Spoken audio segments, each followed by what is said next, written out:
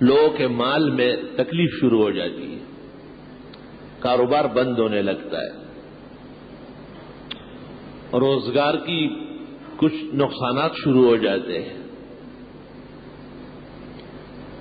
حدیث شریف میں ہے کبھی اللہ مال لے لیتا ہے، جان چھوڑ دیتا ہے۔ معلوم ہوا کہ تکلیف اور مصیبت اس شخص پر یا اس کی آل و اولاد پر آ رہی تھی، اللہ تعالیٰ نے اس کو ٹال لیا۔ مال کیا ہے؟ المال غاد دن ورائے ہو، مال صبح و شام آتا جاتا ہے۔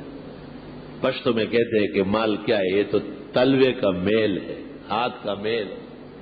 مال تو آتا جاتا ہے، زیادہ ہو یا کم ہو، انسان جب تک رہے گا کچھ نہ کچھ پاس رکھے گا، لیکن اس کی زندگی، اس کی اولاد، اس کے اعزاء، اس کے گھر بار کی عزت و شرف، اس کا باقی رہنا بہت ضروری ہے۔